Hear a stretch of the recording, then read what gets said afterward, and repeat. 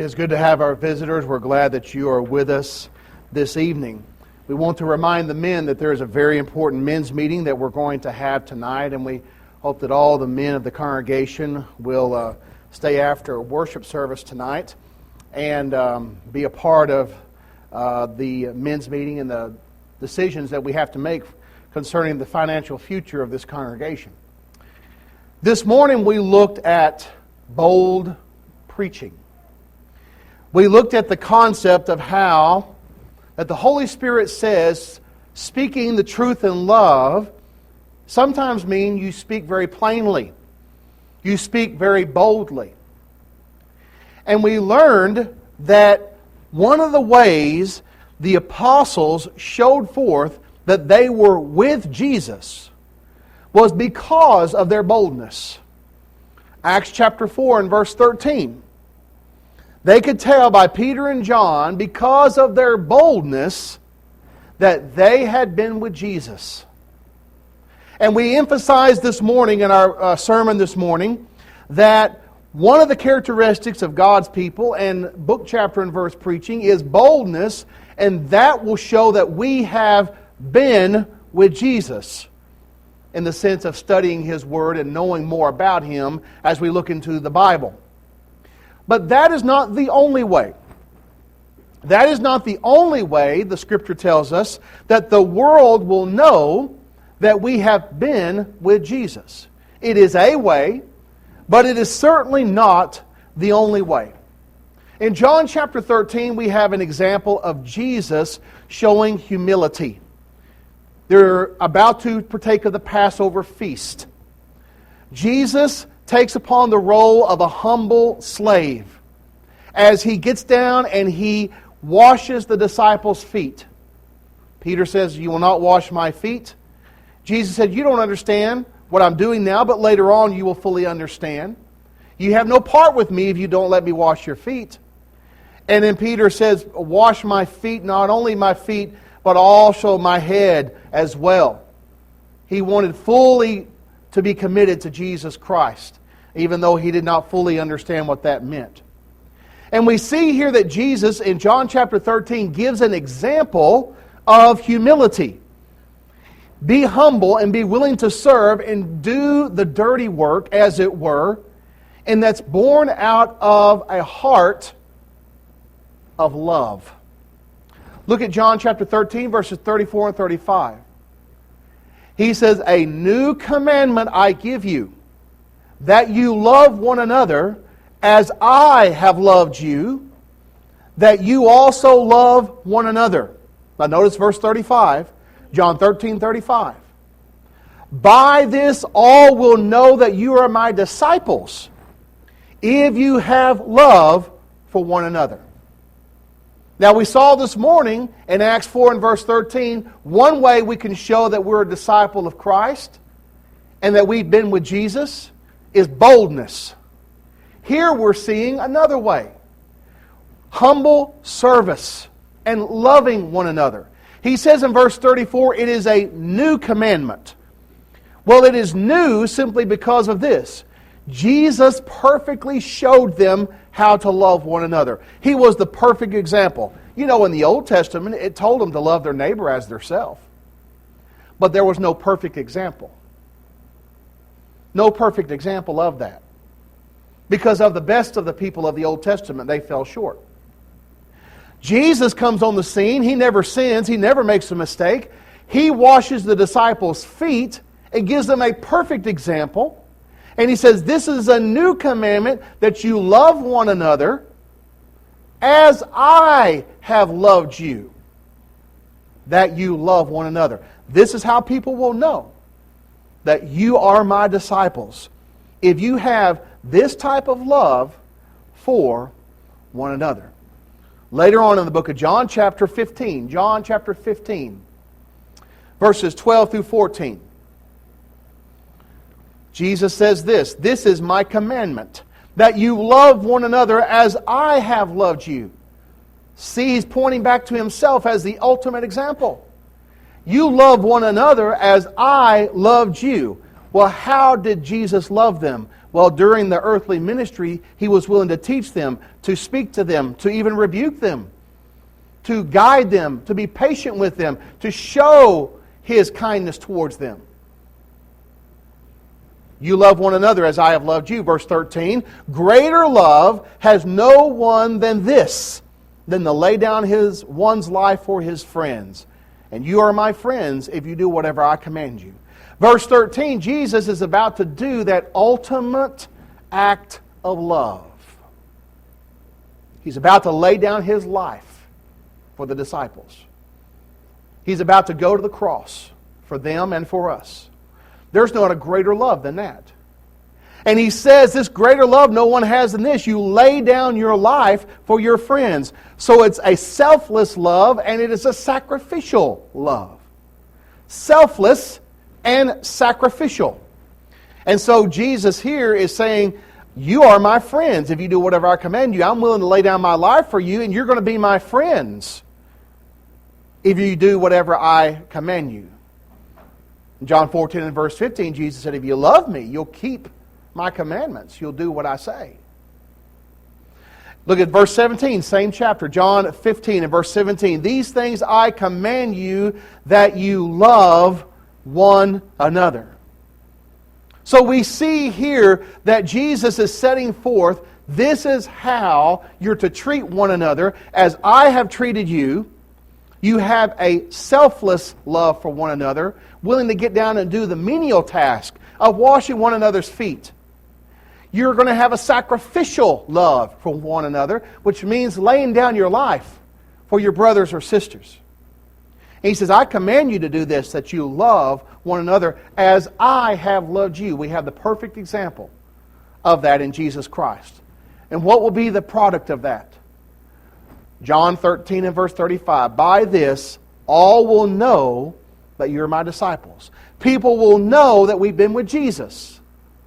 Not only because we're bold, as we talked about this morning, but also we love one another. As Jesus showed forth that great example, and we have it in the New Testament to read and study. You know, Paul and Peter talked about this.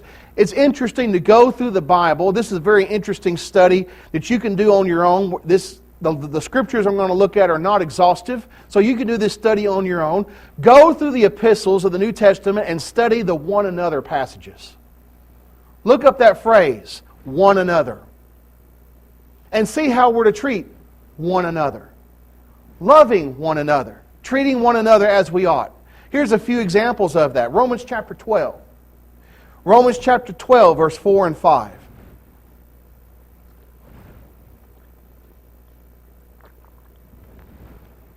Romans chapter 12, verse 4 and 5. Notice what Paul says. For as we have many members in one body, but not all the members, they do not have the same function. So we, being many, are one body in Christ and individually members of one another. We see here that we're part of one body. You see, when we were converted, when we obeyed the gospel of Christ, 1 Corinthians 12 and verse 13, we were baptized into one body. We were added to the church, Acts 2 and verse 47. And we are many members. All of us are different, but we're members of one body, but all the members do not have the same function. The same is true in your physical body. Your foot does not have the same function as the hand, but they have to work together. Paul talks about that extensively in 1 Corinthians 12. But notice what he says here. He says, so we, being many individual Christians, are one body in Christ, one church in Christ, and individual members of one another. We have a connection with one another. Just as my hands have a connection with my feet, even though they're different and they have a different function. There's a connection there. Why? They're in the same body. In the same body. We function differently. But we are to have a love for one another. What will be the byproduct? By this all will know that you are my disciples, if you have love for one another. Romans chapter 12 and verse 10. Romans chapter 12 and verse 10. Be kindly affectionate to one another, with brotherly love, in honor giving preference to one another. We are to show preference to one another. And that would do away with a lot of problems if we had that attitude. That humility to consider, as Paul says in Philippians 2, others better than ourselves. We need to get away from the prideful, I'm just as good as everyone else attitude. We need to have that attitude of giving preference to one another, treating others better than we would even ourselves. So we are to be kindly affectionate toward one another with brotherly love. That is a love of a family, because we are one family in Christ. Romans chapter 15. Romans chapter 15, verses 5 and 7 through 7.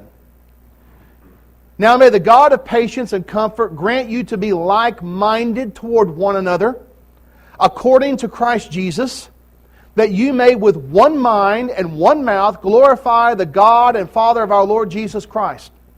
Therefore receive one another, just as Christ also received us to the glory of God.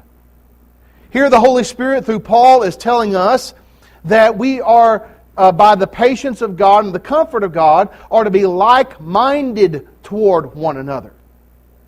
And when we do that, this is according to Christ Jesus. We're looking out for one another's best interest.